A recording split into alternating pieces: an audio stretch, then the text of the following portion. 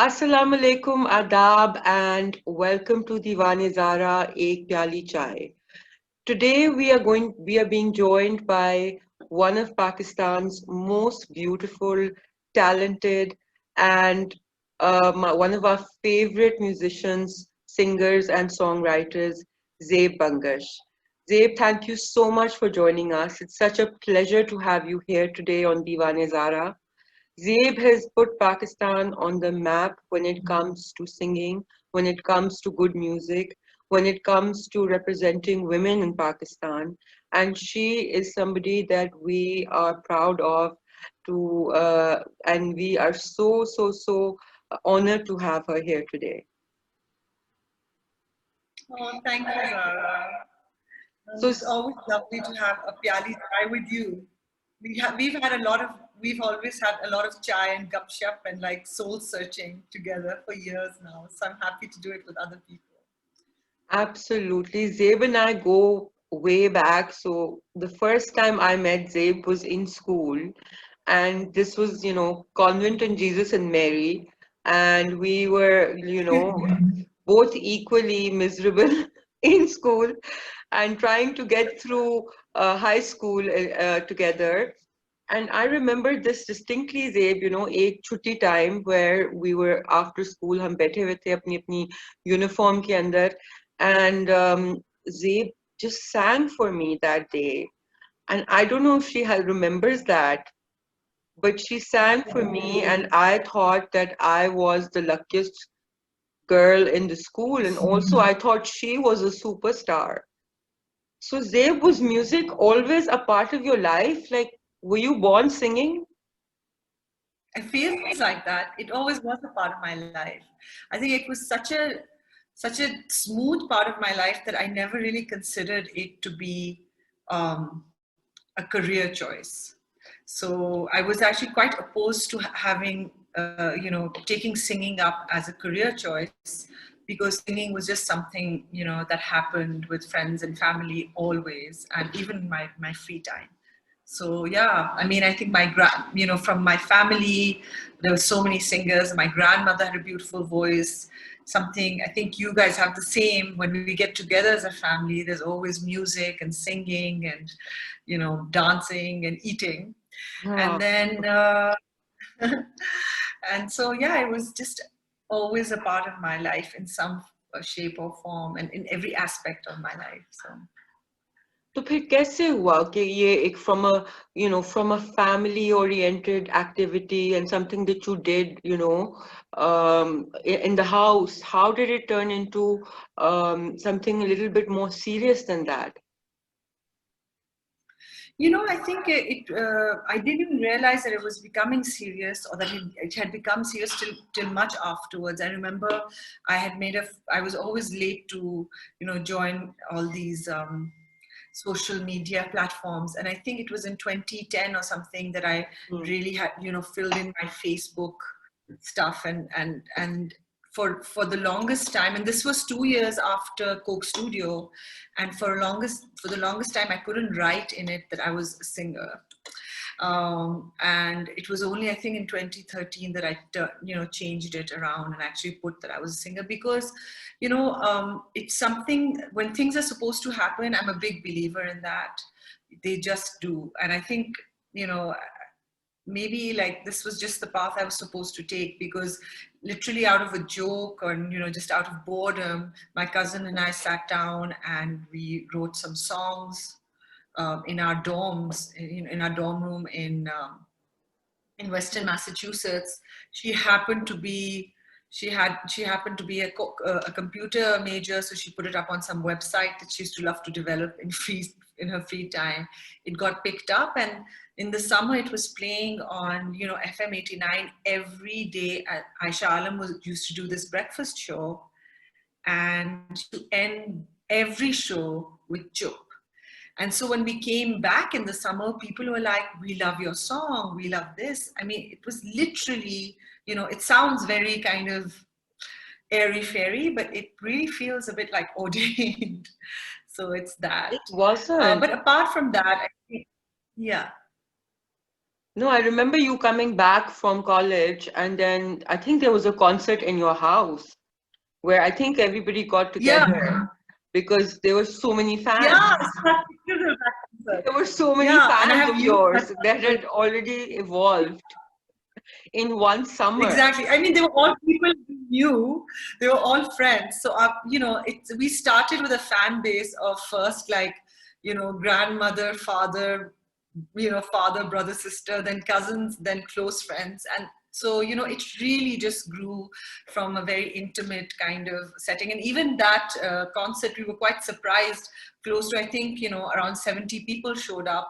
It was an impromptu concert that all of us friends got together, musician friends. Samir was there, Mikal was there, but so many people showed up to hear us, and they were singing our songs, which were just on the internet at that time. So yeah, we just got a lot of encouragement. And but ye tha ke, for me personally, my father had really like kind of recognized this talent, and he always kept it as like a serious hobby for me. So no matter where we went, he made sure that I had some kind of a teacher, an ustad, or a part of a group that revolved around theater or singing. Hmm. And then after, and I actually don't really think that I seriously started pursuing it till only 7 years back, I think around 2013, when I started, seeking a proper formal training from Ustad Nasiruddin Sami. Yeah. Mashallah. I mean, I can't believe that because, all of us have, I mean, you started in 2007, right? Yeah.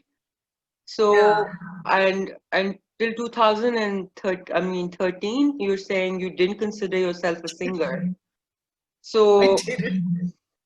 and you were a singer in school. As far as I was concerned, you were a singer. You were a born singer, and you were a born singer. And I mean, of course, the training and all of that added on more layers and more maturity and more technique to your singing. But really, you were born with it. I mean, I honestly believe that I'm a believer of that. You are born with that, with certain talents. People are born with them, and then really it's a matter of luck, and it's a matter of good training, good teachers, and वो उनकी blessings के साथ और आपके hard work के साथ, you grow. So what have been some of the, who has been your biggest, supporter during all of this time, like, your musical journey may in your life? Who do you consider like your backbone, your supporter when it comes to your music and your life? It's hands down my family. And one of them, they're like pillars. I mean, it's literally like I have these pillars on which I stand, and my parents initially, but very early on, my brother Obed, I remember when I was very young, and I met Quetta, we would post in Quetta, वहाँ पे PTV पे मैं जाके बच्चे के programs में वो करती थी. He was just like, I don't know, he was in high school or something, and at night he would not go and hang out with his friends, and he would come and stay with me and chaperone me. Then throughout that the Zeb and Hania thing, he was basically, because he had his own business, but he would be supporting us and like hanging out with us and taking care of all of our, strategy, managerial stuff, all of that stuff he was doing. And my sister, she helps me, write my lyrics sometimes. She's very musical herself. So Chup actually was written by her. So we take melodies to her, and then she would write lyrics to our songs. She would help us kind of refine them.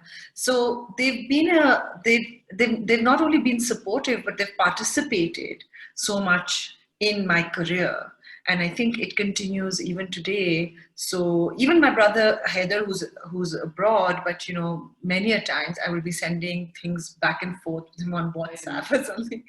So it feels, it's interesting because it started as a family activity for me, but I never really divorced myself from that aspect of it. I mean, that support, encouragement, love has always been there. And now recently I got married, so my in-laws, I'm so lucky that all my sister-in-laws and specifically my mother-in-law is just as supportive, you know. So So it's, they also love music and they enjoy the fact that you are a musician and a singer and a songwriter.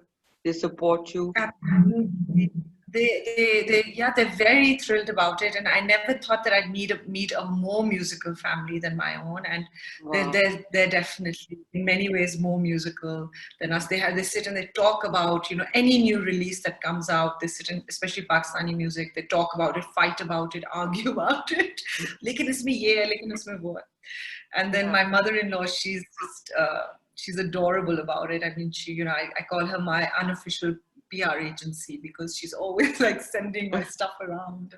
They take a lot Oh, of pride in it, that's which is lovely. very heartwarming, and I feel very blessed. Yes.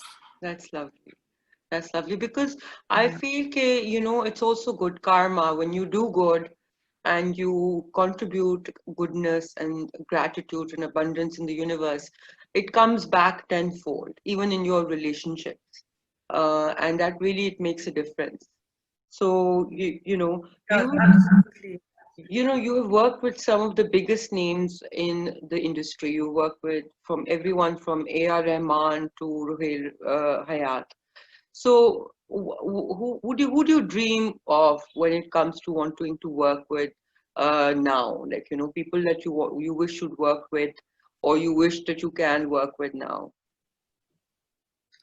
You know, it's not like I wish to work with anyone that I haven't worked with, but I think what I wish to do is maybe even the same people that I've worked with. You know, we mentioned Ruhail, we mentioned A.R. Rahman, Saba, and all that, but like people that I've worked with, I guess my dream is now to be able to do a project with these amazingly talented people that is kind of that has no other agenda than to create music with them. And I feel oftentimes when, you know, music is a part of a film, or it's a part of a soundtrack of another project, or it's a fashion show, or it's part of some branded content, not to say that we don't do good work together, but there are other limitations and there are other kind of boundaries that one has to work with, even within the creative process. So I think what I would really like is to, you know, I'm humbled by everyone, who's been open enough to include me, but it would be lovely to do something artist to artist with someone, any of these people actually, So and just see what that pure, feels like. Because purely music driven, pure purely music driven. collaboration. Yeah. Yeah, And if there yeah. was a Music for genre, music. if there was a genre that you would like to work in, like, I mean, you have, you know, you've sang uh, pop and you've sang Punjabi also recently, like, you know, you've experimented a lot. And that's really good Yeah, because you've challenged yourself. You've challenged yourself in yeah. ways that other artists don't. Like, you know, people stick to one thing and they're like, oh, this is it, and I'm not going to do anything else. This is my sound and that's it, and that's all I'm going to ever do. But what I love about you is that you always challenge yourself and you do new things. And so, but if you had to, if you had to stick to a genre or you had to experiment with one, what would you like to do? I mean, you know, so I mean, there's two reasons. The reason why people don't experiment so much with genres is because it's a perspective, and it's also a very valid perspective. This idea of like finding your it's more a Western perspective. So you know, they see themselves as singer songwriters representing a certain specific point of view, hence a certain sound and a certain image that goes with it. For me, I always saw myself as a voice. Like I saw my voice as an instrument. And so the more genres, the more languages, the more things that I do, it's just exciting for me because I feel like I use just different aspects of my voice. And also my training is entirely vocal. So, you know, I don't really play anything. I just understand music through my voice. So there's that. and there are things in my repertoire that not very many people know of. So I haven't done anything supremely like classical or semi-classical. That's something that I would like to put out. Then I'm very interested in the electronic kind of world as well. I think there's so much that can be done in that. I've never done anything like that, so that would be fun to figure out.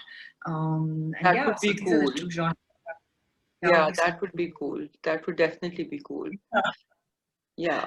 Yeah. So it's, I mean, you're living in Islamabad and Aptabad and Lahore, and you're in the US. So, I mean, that gives you the exposure of all these different cities and countries, and also exposure to different kinds of musicians and people to collaborate with. So, Yeah. how have you been keeping yourself busy during COVID? So I don't know how this will sound. I've been very happy during COVID, and I've really Yeah. enjoyed it. I've enjoyed the disconnection, like the disconnect, because, and also I felt like for many years I was doing a lot of work, but I wasn't getting enough time because of the fact that I work in so many different places, different genres, different worlds, musically even. I wasn't really getting the time to just connect to myself and see, what makes me happy. How do I want to, move on ahead? And I really got that kind of time to let things settle. So I did little things that I hadn't done, I'd been wanting to do. I was in North Carolina for a bit, and a friend of mine is a professor of history, and he knows Arabic and Persian, and he wanted to basically, brush up on his Arabic. So I learned some like classical Arabic with him, which Wow. was great fun. I went for lots of long hikes and walks. I learned how to cook a little bit, which I'd never done. I started reading a bit again. And then also one thing that I hadn't done for quite a few years, actually 3 or 4 years, is that I used to have my practice, and then I would practice my practice, and then whatever I'd learned with my ustad, and then I would have work. And both these things were kind of in a very deliberate space, but I'd stopped singing to myself in a spontaneous kind of way, and I started just singing to myself, picking up little songs here and there.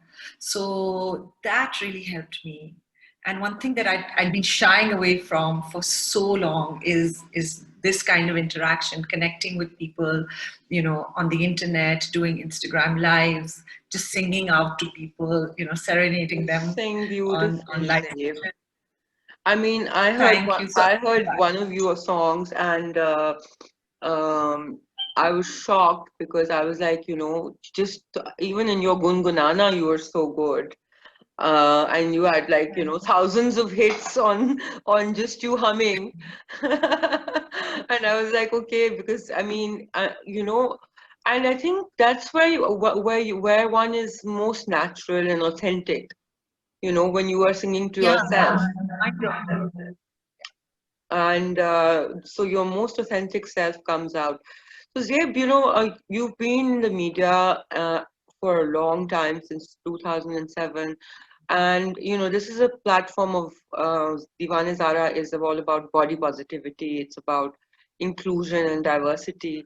And so what have been some of the things that you have had to face as far as your body image is concerned when it comes to the media? It's been a very difficult, and I think it's been the most harrowing aspect of being in the industry. Not even so much. I mean, it's so funny because especially when I go abroad, people have these questions about, men and being a Muslim woman and being a Pakistani woman and that kind of a thing, and being a Pathan woman, that thing comes up, or that comes up more in Pakistan. But it's funny because the only thing you need safety from is this kind of judgment, and one is not safe from it at all. And once I remember India Mein, I was having this with a really lovely journalist, and she asked me, and she said, you come from such a conservative place and you've carved out such a space for yourself. It must have been so difficult. I said, on the contrary, it's very easy, because I can be fully covered, wear a shalwar kameez, just like put my hair in a chutiya and come out, and people will still consider me a singer. That was then, that was early 2000s. That's not even the case in Pakistan anymore, because you cannot be considered, and I don't see it getting any better. The unfortunate thing is that the talk around body positivity and no body shaming and stuff is becoming a kind of it's becoming a good hashtag, but I don't see people in the industry, specifically in the media industry, really taking stock of it. As a matter of fact, they get very angry when you suggest that it's not. If you think about it, in the 80s, when it was a very difficult time, vis-a-vis expression and all in Pakistan, look at the diversity of bodies and faces that, that were singing, that were female. Yes, absolutely. Hairstyles. Matlab, look at Abda Parveen came from that time. I know. Farida Tina Khanum came from Sani. that time. Yeah. Tina Sani came from that time. Yeah. Musarrat Nazir. Musarrat Nazir. These are all women who had a very they had their own, and none of them I would say, had a perfect body by today's standards. They had their own body, and it was perfect. And it, and their own sense of style, their own coloring, their own kind of hair. But today we have tons and tons of women in the industry, but we all have the same hair, we all do the same makeup, we all wear the same things. So it's not just, I feel that it's becoming an even more violent space for women, and it's something that weighs on our mind all the time. And jab hum shuru mein aaye the, because I came from a very safe space, and I was put into a place where people started responding positively. So I just was myself. If we were wearing shalwar kameez, we'd walk into an office, a TV office with shalwar kameez. And I remember that once we went to an English news channel for a talk show, and the woman there said, "How cute that you guys are in shallus and holding guitars." I just didn't understand that idea. Yeah. Like, I know. and we're not talking about, so this whole thing about image, about putting your best foot forward is another thing. Taking pride in how you look is another thing. That I'm 100% a proponent of. But to have this kind of homogenous expectation of women, across the board, across is the really board. violent. No, It's across the board, and there's no individualism, and therefore there is no authenticity. And then you say, okay, why are we missing artists? Why are we, everybody is basically um, looking like a part of pop culture, right? Rather than being an icon.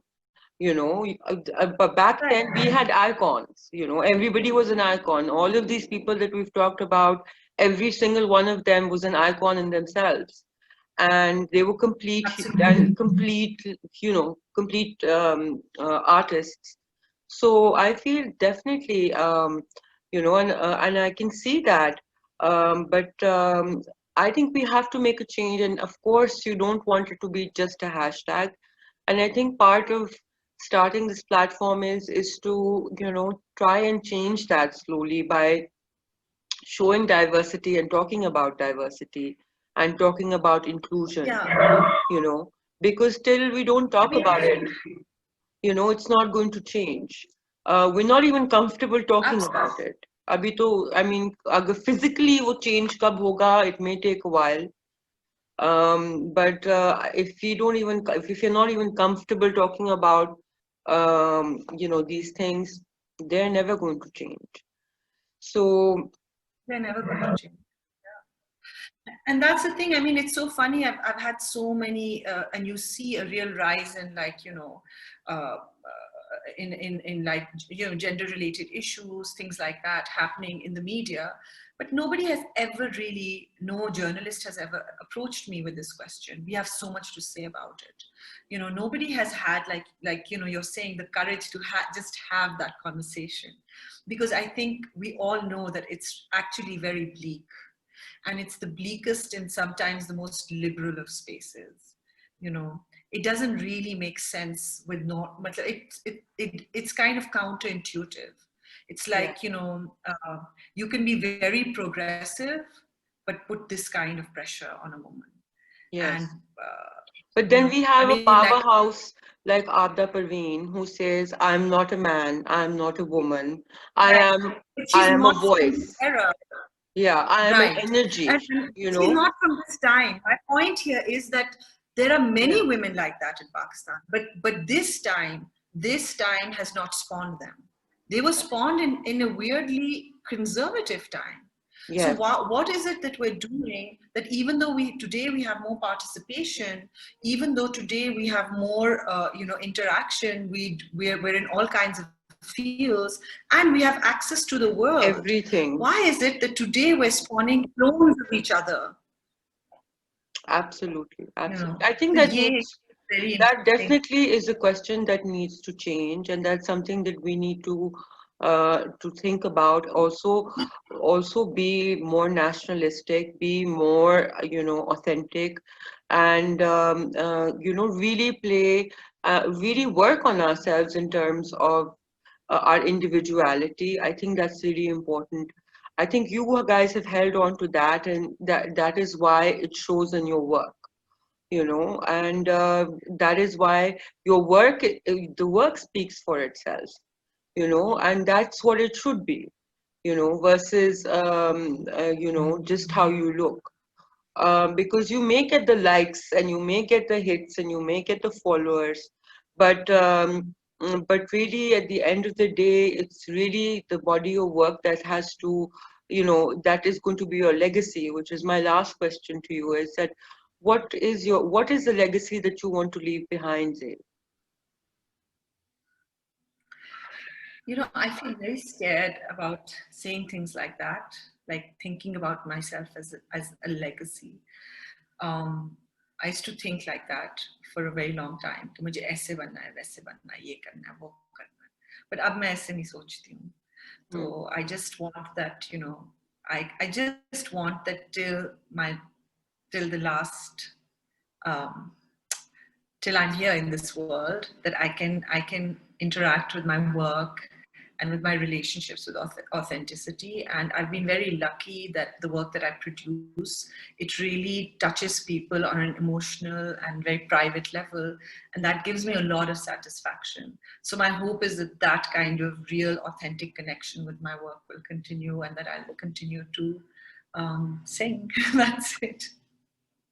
Well, I think legacy is a big, I know it's a huge word, and it does your legacy is going to be one that's going to be remembered forever, because I think in our times you are an exception when it comes to being authentic, and when it comes to being real, and when it comes to understanding um, who we are and representing that in music. So I think you're going to have a beautiful and a very, very, deep legacy that you will leave behind. And so it's such a pleasure to, have had this time with you. Thank you for taking out this time to be with us and having a Pyali Chai. And we look It forward was, to many more Pyali Chais with you. And it was just wonderful being with you today. Thank you, Zaid. it was lovely meeting you, and always bringing much positivity and beauty into the world. So thank you. No, same here. And Aptabad looks beautiful from Lahore, and we it looks like a beautiful day. So enjoy your day and have a lovely, Thank lovely, you. lovely time. Take care You and too. lots of See love. you soon. Bye. Lots of love. Bye. Khuda Hafiz. Hafiz.